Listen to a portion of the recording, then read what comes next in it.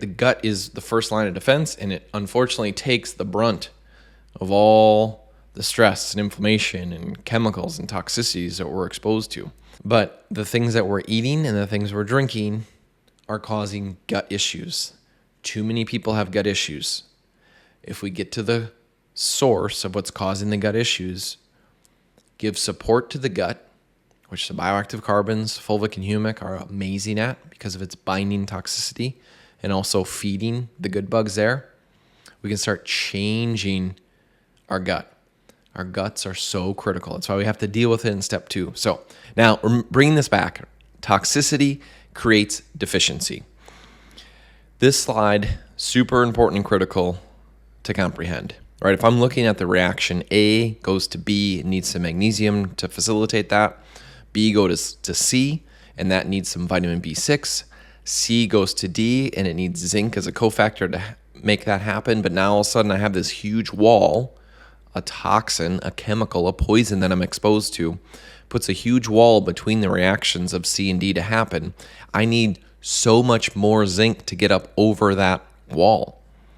So before we really focus with nutrients, and nutrients are fine, but if we don't remove the toxicity that's creating that deficiency, then we're going to be on the extra nutrients forever, and that's not the goal. Now, the reason I bring this up is because parasites also create deficiencies, and that is a huge point to drive home. So, as I mentioned before, right, do we want to focus more on adding more zinc to the diet supplement, or do we want to focus on less toxicity? And of course, it's always about less toxicity. If you're having that nutrient deficiency, there's nothing wrong with supplementing that while you're removing the toxicity. But if you never get to that toxicity that's creating the deficiency, you're going to be on extra zinc your whole life. But again, the point here for this parasites, part 1, is that parasites also create deficiencies. Now, if you look at the Greek meaning of parasite, it says one who eats at the table of another. Think about that.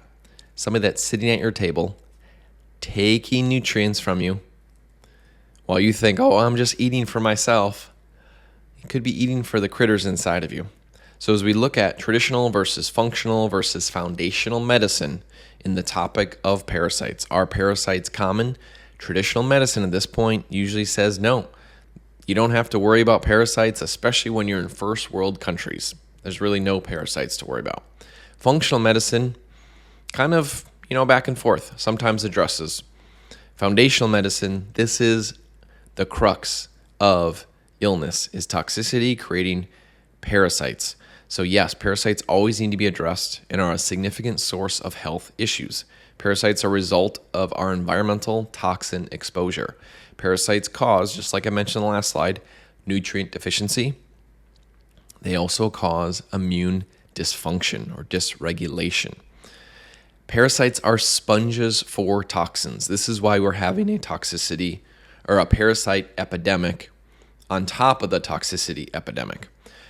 I mean, if you look at this list, these are all parasite related.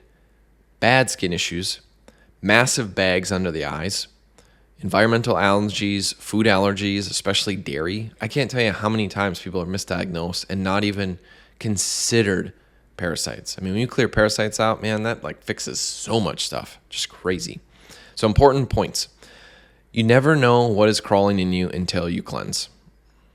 I mean, that's really the truth. It's like, well, how do I know it's like, just cleanse, and then you'll see what comes out of you. But the important part here, and this is the second bullet point, 80% of parasites are not visible to the naked eye. So just because you don't see something doesn't mean it's not in you. I mean, only 20% is you can actually see it. And that's if you pick through your poo, right? I'm going to assume that you have parasites. Unless you've done extensive detox and cleansing, I'm going to assume that parasites is a problem. And this is based on clinical experience, network of practitioners, their clinical expertise.